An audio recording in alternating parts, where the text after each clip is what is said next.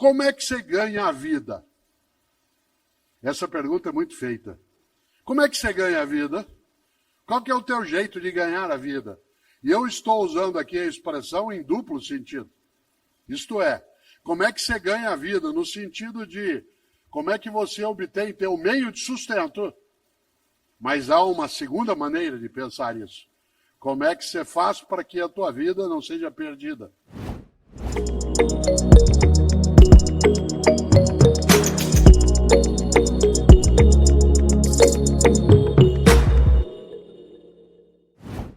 Eu gosto mesmo de lembrar o quanto que é impactante algo que está num dos evangelhos. Para uma pessoa aqui, entre nós que tem algum acesso à Bíblia dos cristãos, já deve ter notado, os cristãos têm 4 relatos oficiais sobre a vida de Jesus de Nazaré, que são chamados de evangelhos, os evangelhos canônicos, são 4 deles, 3 deles são sinóticos, isto é, eles contam uma história paralela, que é o evangelho de Mateus e Lucas, e de Marcos, e um não é sinótico, que é o evangelho de João. Mas, no evangelho de Marcos,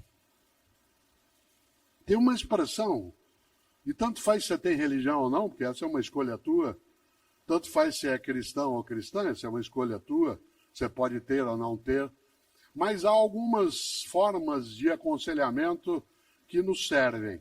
No evangelho de Marcos, há ali o registro de uma fala que ele atribui, claro, a Jesus de Nazaré, que está ali no capítulo 8, em que Marcos escreveu uma das frases que mais me perturba, no bom sentido.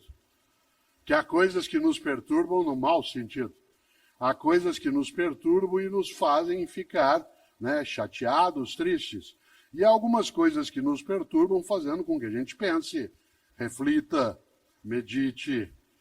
E ali no Evangelho de Marcos, no capítulo 8, ele escreveu, citando, segundo ele, Jesus: de nada adianta a uma pessoa ganhar o mundo se ela perder sua alma.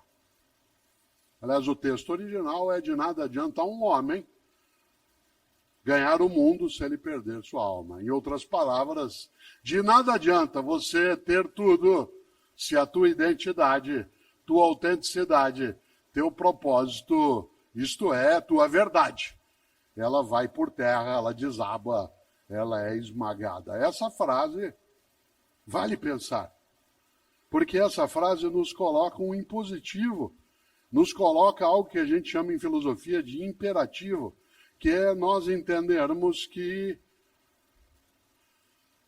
o propósito, sendo benéfico, sendo algo legítimo, sendo decente naquilo que fazemos, ele nos dá vida em vez de tirá-la ou diminuí-la. De nada adianta uma pessoa ganhar o mundo se ela perder sua alma. Isto é, se ela for devorada por aquilo que pode ser a ganância, pode ser o egoísmo, pode ser a arrogância, pode ser o desvario. Por isso, eu gosto e vou fazer essa pergunta aqui agora. Não para você responder ou para eu responder, mas para nós pensarmos. Como é que você ganha a vida? Essa pergunta é muito feita. Como é que você ganha a vida? Qual que é o teu jeito de ganhar a vida? E eu estou usando aqui a expressão em duplo sentido. Isto é, como é que você ganha a vida? No sentido de como é que você obtém teu meio de sustento. Mas há uma segunda maneira de pensar isso. Como é que você faz para que a tua vida não seja perdida? Isto é, para que ela não seja demolida, erodida por aquilo que é a pequenez, a tolice, a redução. Como é que você ganha a vida? Há pessoas que ganham a vida cuidando de vida. Há pessoas que ganham a vida encantando a vida. E essas ganham a vida nos dois sentidos, de modo muito mais denso. Há pessoas que ganham a vida apenas no sentido material, do sustento econômico, do acúmulo de patrimônio, que não é ilegítimo se agregado à ideia de ganhar a vida no outro modo que eu aqui lembrava. Uma pessoa que ganha a vida, ou seja, que não a perde, não a desperdiça, não faz com que ela se esvaia, é uma pessoa marcada por uma grande decisão. Ter uma vida com propósito, ter um trabalho com propósito. Uma das frases mais curiosas que eu ouço no mundo das empresas, ou no mundo do trabalho em geral, é uma que eu vou dizer agora. Quando a pessoa vira e diz assim, olha, eu adoro o meu trabalho, mas eu detesto o meu emprego. Eu adoro o que eu faço, mas eu detesto o meu emprego, isto é, o lugar, o modo de ação, aquilo que é necessário que se tenha como convivência. E você tem também o outro modo. É assim, eu adoro o meu emprego, mas eu detesto o meu trabalho. Ou seja, gosto de ali estar, gosto daquela convivência, mas aquilo que faço não me realiza. Uma das coisas mais bonitas, e eu gosto de fazer isso, há um livro que dá título a esta reflexão, chamado Por que Fazemos o que Fazemos? E ele trata disso, né, que eu estou aqui dizendo agora, ele não é o único. Houve uma época em que, ao término de uma atividade, não era tanta gente, havia uma sessão de autógrafos. Hoje a gente não consegue mais fazê-lo pelo número de pessoas e também pela necessidade de proteção nossa em relação a algumas das coisas que nos circundam. Mas hoje há um outro modo, que eu não chamo mais de autógrafo, eu chamo de fotógrafo. Né? O que é isso? É quando eu terminar aqui, quando eu terminar a minha exposição, eu ficarei sobre o palco e, se você desejar, de modo tranquilo, ordenado, você se aproxima com a tua câmera e aí eu fico andando para lá e para cá, que nem um caranguejo, dado que eu estou, né? Vou até lá, depois eu volto, vou até lá e volto, e você faz uma selfie, se você desejar assim. Há pessoas que gostam de fazê-lo, depois posta. Mas se você tiver com algum dos meus livros, faça a selfie segurando o livro, né? Porque aí sai você, o livro, e eu sorrindo, né? E isso é gostoso porque é uma forma de lembrança, de memória, que nos ajuda bem. E nesse livro, Por que Fazemos o que Fazemos, a primeira frase que nele está, isto é, o que nós chamamos de epígrafe do livro, é uma frase de um poeta gaúcho que eu tenho uma admiração imensa, que é Mário Quintana. Talvez seja o poeta que eu mais cite, né, nos lugares. O grande Mário Quintana, um gaúcho nascido em Alegrete e que faleceu, né, em 1994, no dia 5 de maio. É fácil lembrar, porque ele morreu na mesma semana que o Ayrton Senna. O Senna morreu, né, no domingo e ele na quinta-feira. Mário Quintana tem várias coisas maravilhosas. Uma delas, eu sempre que posso trago à tona, aliás, duas delas. Mário Quintana, eu já disse isso em algumas palestras, ou no mundo digital, mas gosto de trazer à tona. Mário Quintana tentou entrar 3 vezes na Academia Brasileira de Letras. 3. E foi recusado. Não aceitaram Mário Quintana na Academia Brasileira de Letras. Um lugar cheio de imbecis, e vários que não são. Um lugar que já teve vários imbecis e vários que não eram. Não aceitou Mário Quintana. Aliás, sabe quem não entrou também na academia? Carlos Drummond de Andrade, Clarice Lispector, Monteiro Lobato. Nesse momento está se candidatando à Academia Brasileira de Letras, uma das pessoas mais admiráveis para mim, que é Maurício de Souza, um paulista nascido em Santa Isabel, mas que fez a sua vida ali em Mogi das Cruzes. Eu tenho 3 livros com ele. Eu faço o texto, ele faz as histórias com a Turma da Mônica. É uma pessoa, né, assim, incrível em termos de afago, de afeto, e que agora está se candidatando também.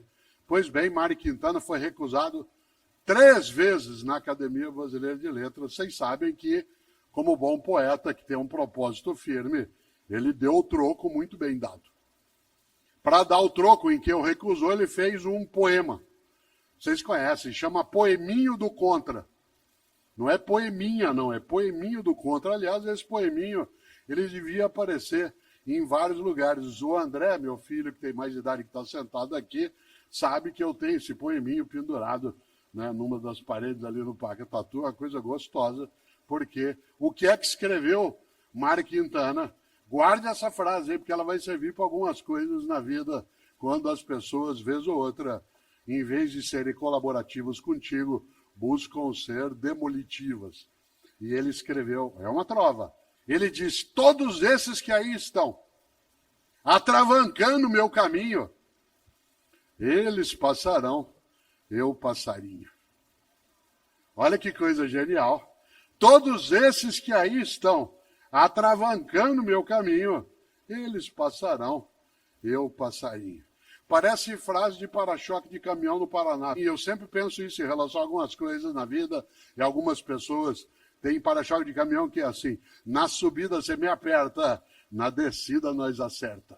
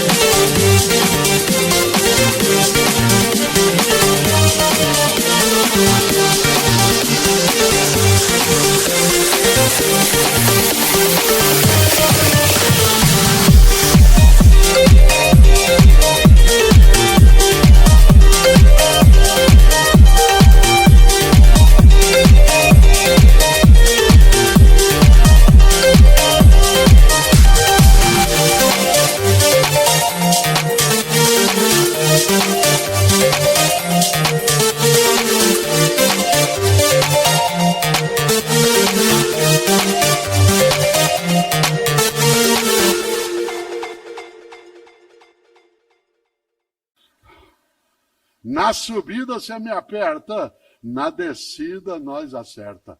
Olha que coisa boa. Mário Quintana tem uma outra trova que quase eu a disse, porque ela aparece como epígrafe do livro, né, que eu mencionei, o Porquê Fazemos o que Fazemos.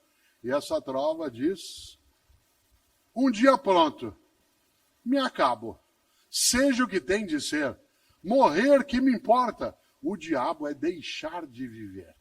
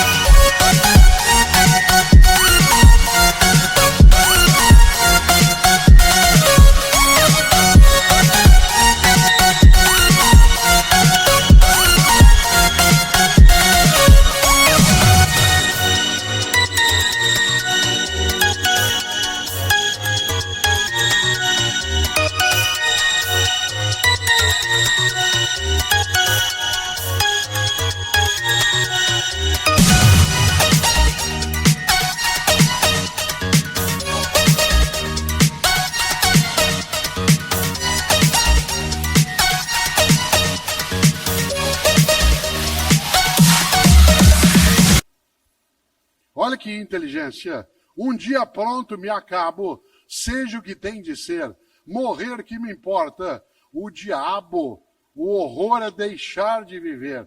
E deixar de viver não é apenas perecer o corpo. Deixar de viver é morrer. Tua dignidade, tua esperança, teu desejo, teu afeto, tua amizade.